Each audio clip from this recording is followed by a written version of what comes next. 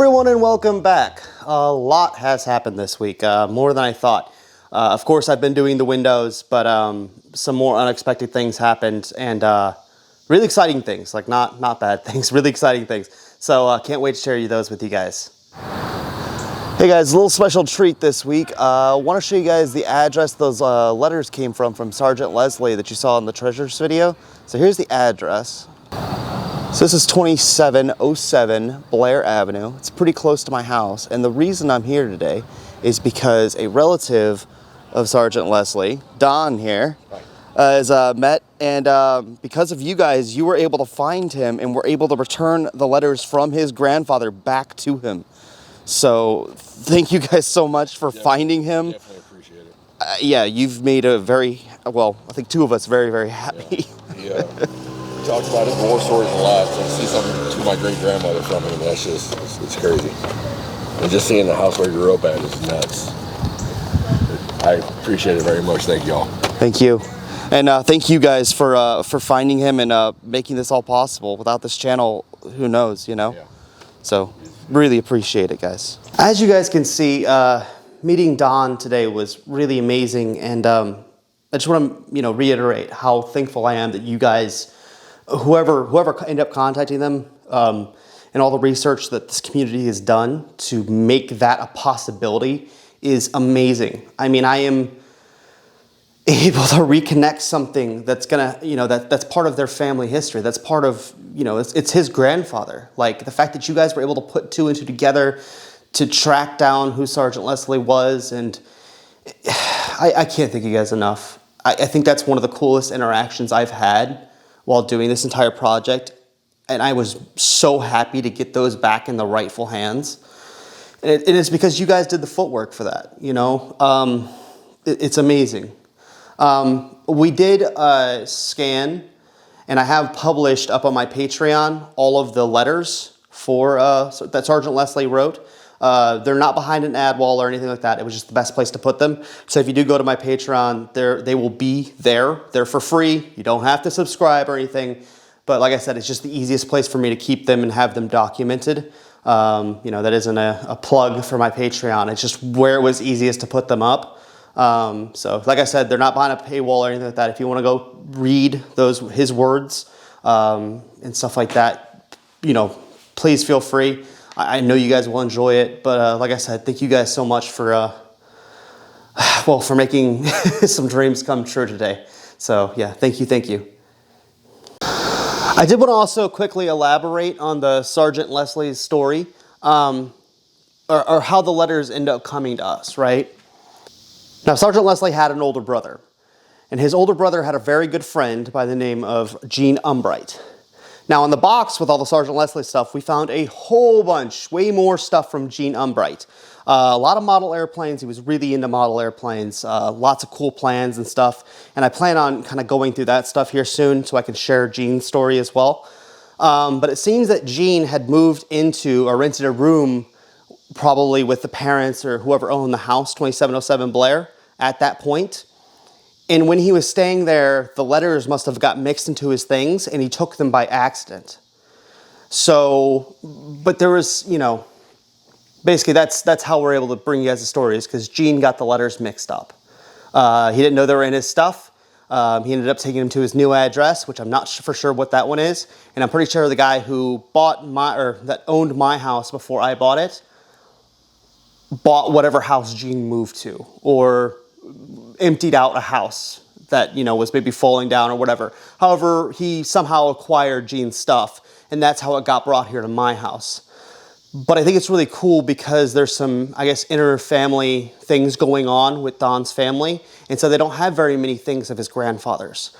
So now I'm able to return something to him, and his mother is so excited, that's her father, and now she's going to be able to read letters written by her father. And so it's just cool happenstance through so many different hands that it ends up in my hand, and that you guys are able to, from Gene accidentally having the letters to Steve, the guy who owned my house before me, leaving them here, me discovering them, me posting them up on YouTube.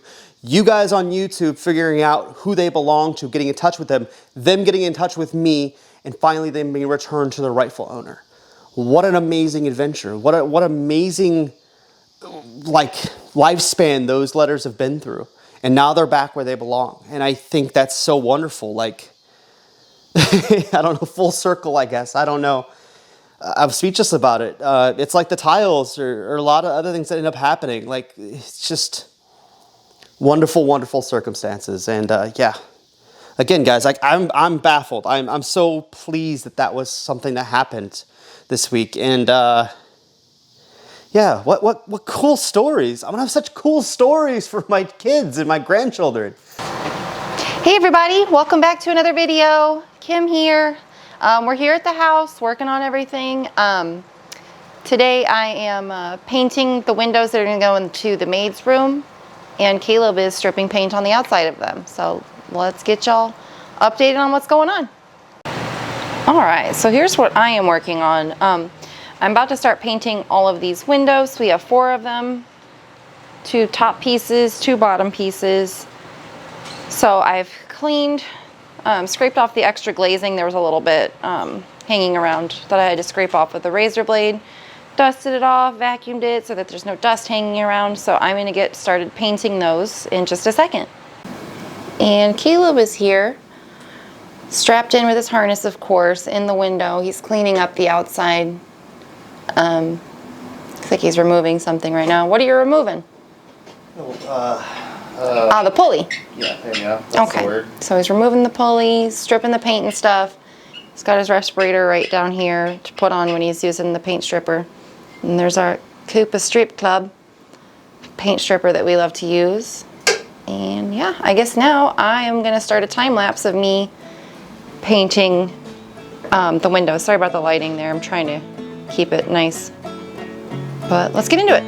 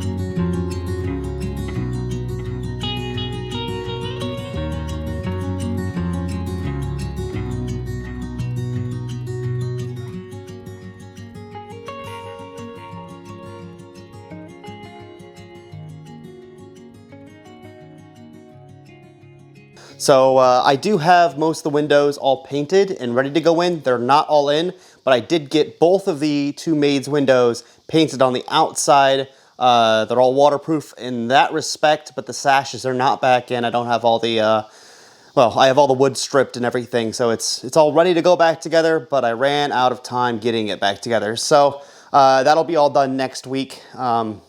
Kim was here. She did a great job of getting these things started to be painted and all that. But just like all the other windows, they're always just a little tiny baby bit too big. So I gotta probably trim about a little less than an 1/8 inch off of each side. And I'll be doing that with my joiner next week. So that'll be how that goes. In other news, the moment you've all been waiting for. My electrician Kevin was here this week, and he's done quite a bit of work.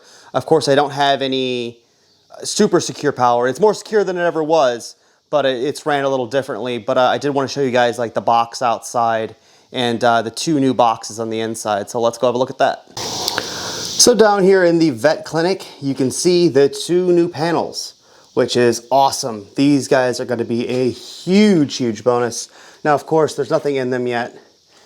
We've yet to run anything, but we've got the 2 boxes set up, and we have the connection to the city out on the back, and I'll show you guys that. But to show you the size difference between the 2 new ones, here's the old guy. So maybe not as old as some of you so probably not as old as some of you guys would have thought it would have been. It is a more modern box, but this thing is shot. The entire bottom was starting to rust out because water was coming through because of that wonky window in the library, because that's actually right above all of this. So yeah, this one's shot, but the new one's in. I'm happy with it. I can't wait to get a actual power run. Who knows, maybe next week I could flip a light switch and you guys can see a light come on, which believe me would be the best thing in the world. So let's hop outside and I'll show you guys what's done out there. So there we go. New power. I do have to have my mason come back and do this. This is a temporary kind of foam filling, although further back the foam will stay. But all this right here is brand new. So super exciting stuff. You can see the new wires up here. They're quite a bit bigger than the 3 that are here. And so the electrical company at some point will actually have to come back and run me new wires so I can have a higher source of power, because right now these are much smaller lines. And then while we're out here, the 2 windows, as you can see, they got plastic over them because they're not all the way done. But the surrounds are basically what I did this week and got basically 100% done. And they are looking so much better. Oh, I'm glad to see them not in a rotten, falling apart, decaying state any longer. They no longer have paint just chipping off of them. Just so much nicer. They're much nicer to look at. So yeah, happy with that. Now if I could just get the windows in there, we'll have this whole back of the house full of brand new windows. And that'll be awesome. I do wish the windows would go quicker, but once you have to paint and scrape and strip and repair and wood fill and sand, and there's a lot of work that goes in to those windows, and so they just take a while. It's not just popping them in, of course. Everything has to be replenished, replaced, fixed, or repaired in some way, shape, or form on the window. So it's a lot of work, a lot of little tedious parts, but it's a lot of fun. And I am glad that I'm getting those all done, because man, the difference is huge. It makes the entire outside looks like a different house. So bringing it back to its glory, one window at a time. So one of the really cool things that happened this week is Phil was back. Phil found some amazing finds. Also, if you guys are in the St. Louis area, like within about 25 miles of St. Louis, and you want your yard metal detected, hit up Phil. He's an awesome guy. I can tell you he's super fair, and he just wants to come do it. So yeah, hit him up, and you guys can split the treasure. Hi everyone, I'm Phil, and I've been lucky enough to metal detect Caleb's 1889 Victorian mansion property 3 times now. And for the second and third trip, we have some pretty good things that came out of the yards. But first I want to mention something about this item that we showed last video, our first detecting video. I described this as a doorknob. I know that was wrong. I knew it was wrong immediately after I said it, but I just let it go.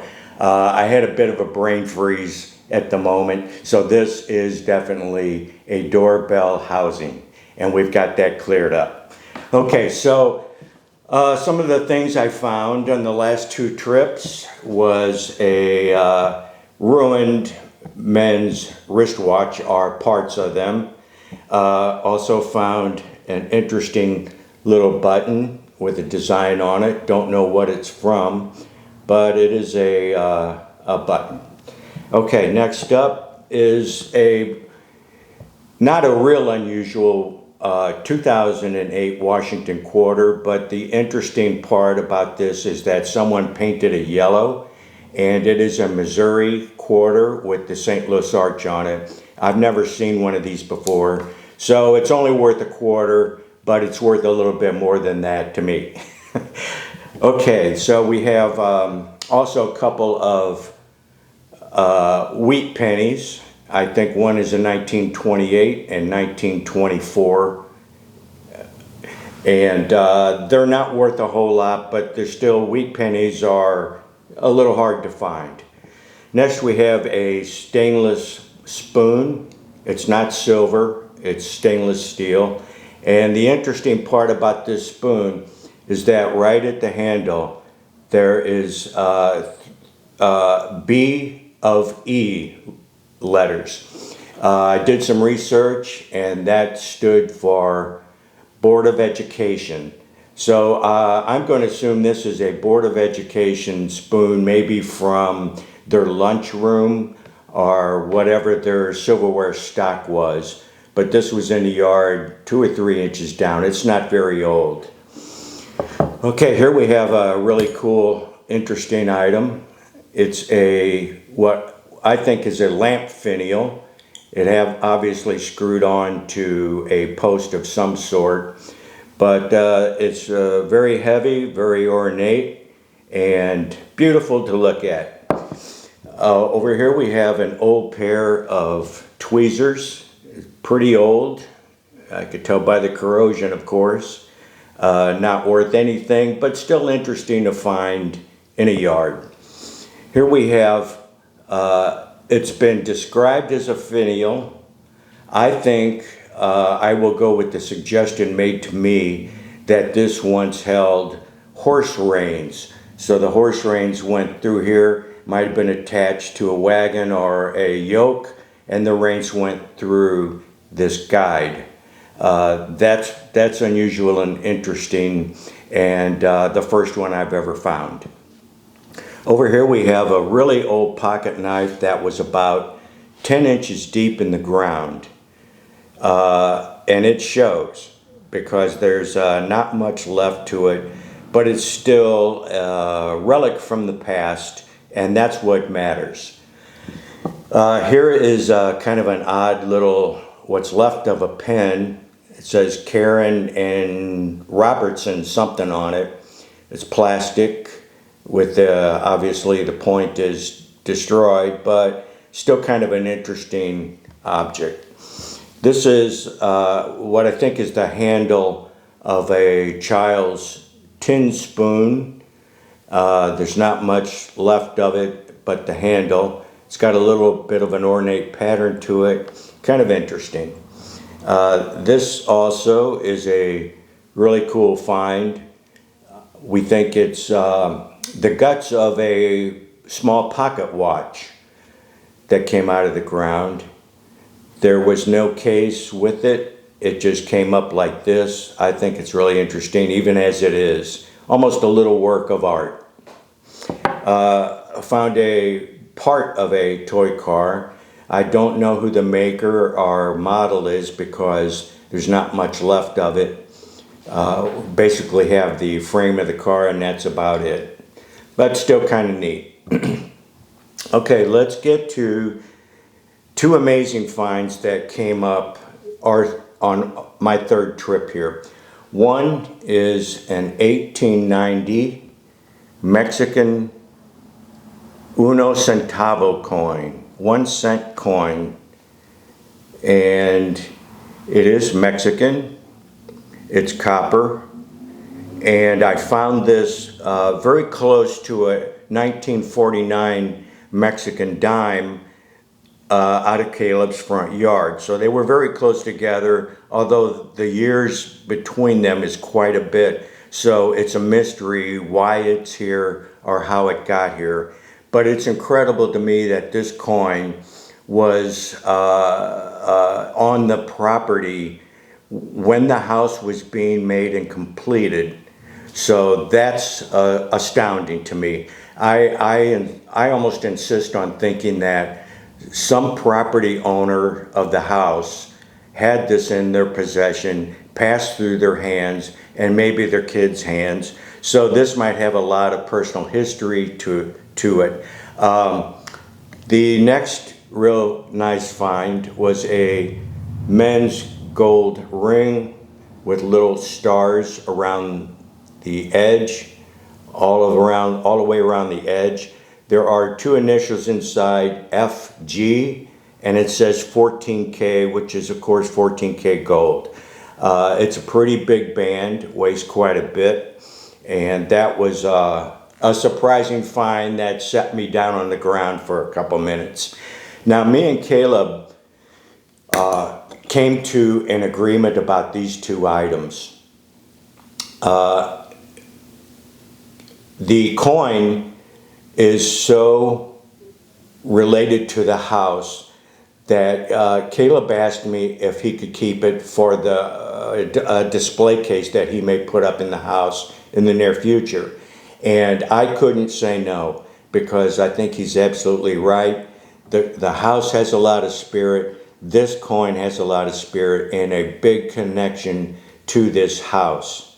So I have no problem donating this coin to Caleb and his project here at the house.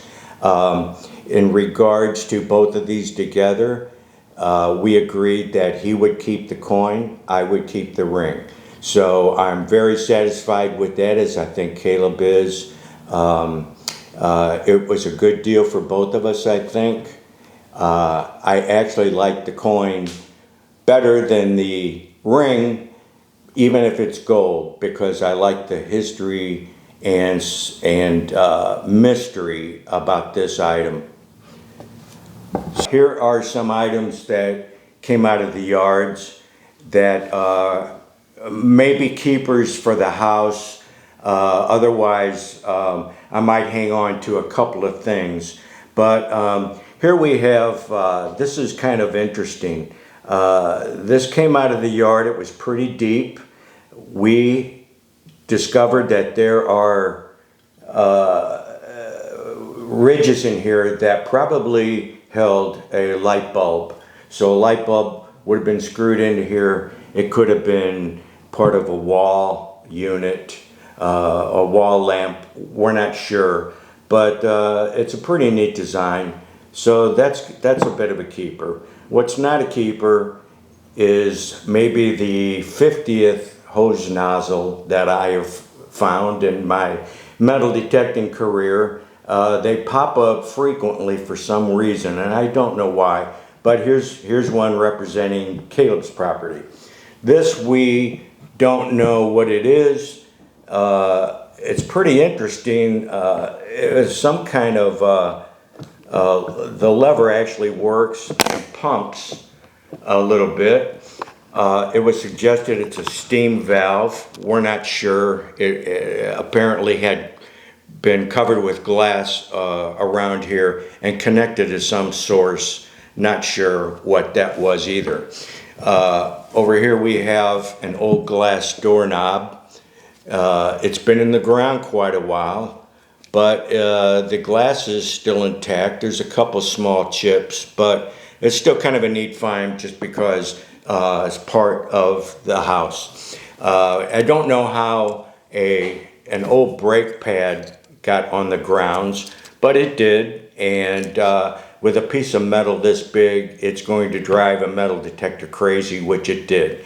So we got that out of the ground.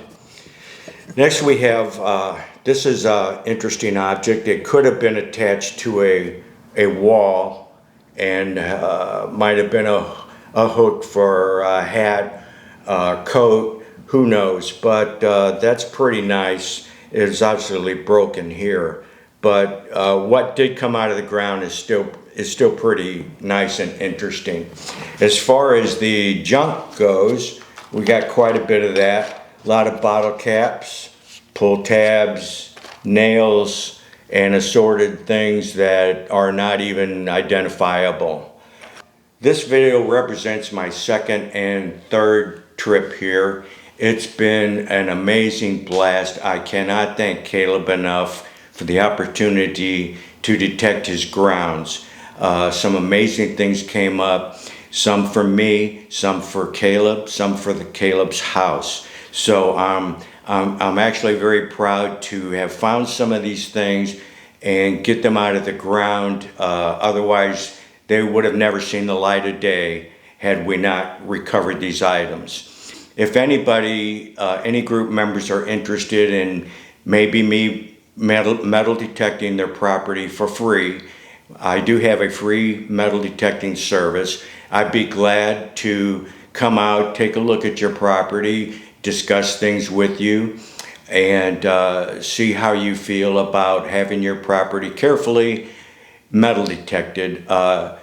You might be surprised what's just a couple inches under the ground in your yards, especially if the house and yard and property is fairly old.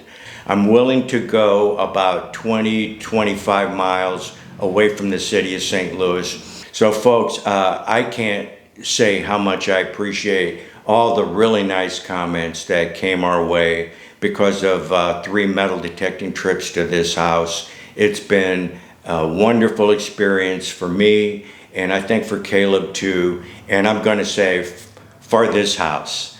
So thank you folks. I appreciate you watching these, and if you have any comments, put them up. Okay, so thanks again. Bye now. So that's going to do it this week for us, guys. We thank you guys, as always, so much for watching, and let's get this crazy project together.